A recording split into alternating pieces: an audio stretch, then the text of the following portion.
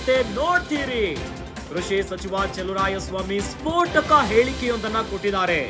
ಕುಮಾರಸ್ವಾಮಿ ಅವರನ್ನ ಗುರಿಯಾಗಿಸಿ ಸಚಿವರು ಹೇಳಿಕೆಯನ್ನ ನೀಡಿದ್ದಾರೆ.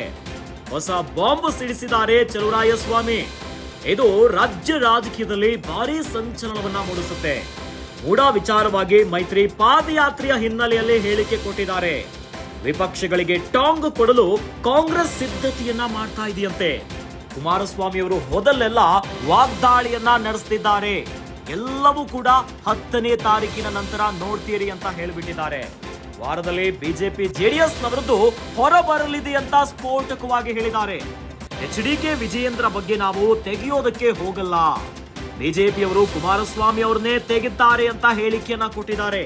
ಮಾರ್ಮಿಕವಾಗಿ ಹೇಳಿಕೆಯನ್ನ ಕೊಟ್ಟಿದ್ದಾರೆ ಚಲುವರಾಯಸ್ವಾಮಿ ಅವರು.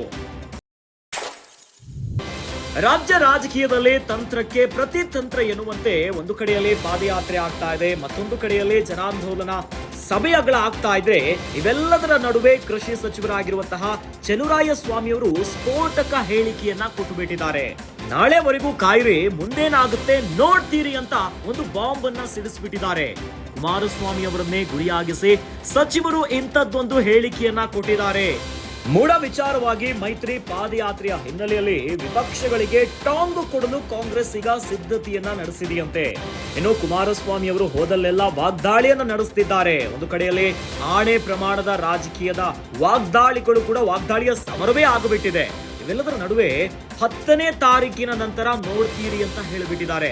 ವಾರದಲ್ಲಿ ಬಿಜೆಪಿ ಜೆಡಿಎಸ್ ನವರದ್ದು ಹೊರಬರಲಿದೆ ಅಂತ ಒಂದು ಬಾಂಬ್ ಸಿಡಿಸಿಬಿಟ್ಟಿದ್ದಾರೆ. ಇನ್ನು ಎಚ್ಡಿಕೆ ವಿಜಯೇಂದ್ರ ಬಗ್ಗೆ ನಾವು ತೆಗೆಯೋದಕ್ಕೆ ಹೋಗಲ್ಲ. ಬಿಜೆಪಿ ಅವರು ಕುಮಾರಸ್ವಾಮಿ ಅವರನ್ನ ತೆಗೆಯುತ್ತಾರೆ ಅಂತ ಹೇಳಿಕೆಯನ್ನ ಕೊಟ್ಟಿದ್ದಾರೆ. ಮಾರ್ಮಿಕವಾಗಿ ಹೇಳಿಕೆಯನ್ನ ಕೊಟ್ಟಿದ್ದಾರೆ ಚಲುವರಾಯಸ್ವಾಮಿ ಅವರು. ಹಾಗಾದ್ರೆ 10ನೇ ತಾರೀಕಿನ ನಂತರ ಯಾವ ವಿಚಾರಗಳು ಹೊರಬರುತ್ತೆ? ಒಂದು ಕಡೆಯಲ್ಲಿ ಕುಮಾರಸ್ವಾಮಿ ಅವರು ಹೋದಲ್ಲೆಲ್ಲ ವಾಗ್ದಾಳಿಗಳು ನಡೀತಾ ಇದೆ.